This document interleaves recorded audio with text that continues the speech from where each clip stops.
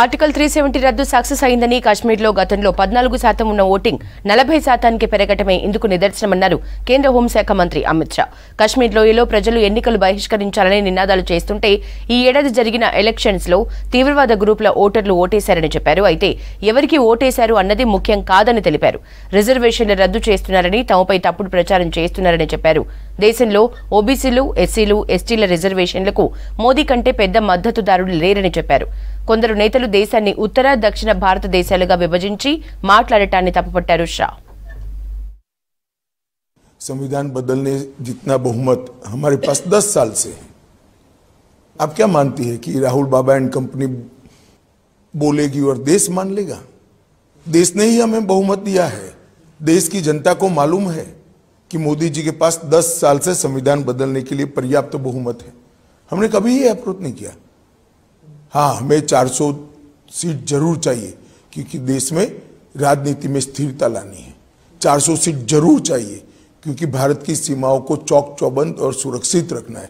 400 seat इसलिए चाहिए कि देश को दुनिया में तीसरे नंबर का अर्थतंत्र बनाना है। 400 सीट इसलिए चाहिए कि जो थोड़े बचे कुछ गरीबों को अभी लाभ मिलना बाकी है वो काम भी हमने पूरा करना है। हमने 400 सीट का 10 साल में क्या उपयोग किया? धारा 370 हटाई, ट्रिपल तलाक हटाया, राम मंदिर बना और कॉमन सिविल कोड यूसीसी लेकर हम आए। हमने 400 सीट हमारी नहीं थी मगर पर्याप्त बहुमत था। इसका उपयोग हमने संविधान सभा ने जो देश को वादे किए थे वो सारे वादे पूरे करने में। ने जो लोग 370 पर सवाल उठाते हैं, मैं आज उनको कहना चाहता हूं कि 14% वोटिंग से 40 पार कर गया। इससे बड़ी कोई सफलता 370 की नहीं हो सकती। सारे एक्सट्रीमिस्ट ग्रुप के नेता आज जाकर पोल करें। वोट किसको देना नहीं देना वो उनका अधिकार है, मगर कम से कम लोकतांत्रिक प्रक्रिया का वो हिस्सा बने।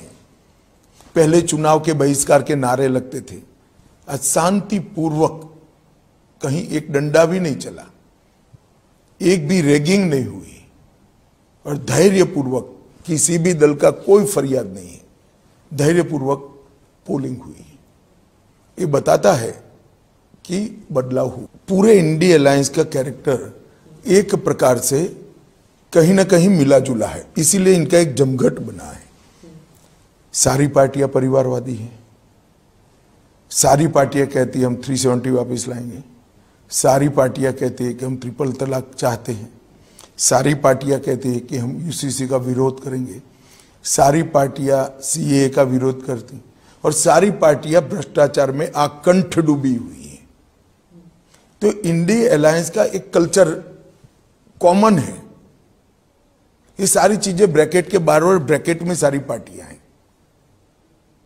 अब देश की जनता ने तय करना है कि 12 लाख करोड़ के घपले घोटाले भ्रष्टाचार करने वाली इंडी अलायंस चाहिए या जिस पर अभी तक 25 पैसे का भी आरोप नहीं है, 23 साल मुख्यमंत्री प्रधानमंत्री रहते हुए भी ऐसे नरेंद्र मोदी चाहिए। मैं आपको बताता हूं, इस देश को अब कभी भी इस देश का विभाजन नहीं हो सकता। कांग्रेस पार्टी ने, एक बड़े नेता ने कह दिया कि उत्तर भारत दक्षिण भारत का विभाजन करो और कांग्रेस पार्टी इसको डिनाई नहीं करती, अपने आप को ये स्टेटमेंट से अलग नहीं करती। देश की जनता को सोचना चाहिए कि कांग्रेस पार्टी का एजेंडा क्या है।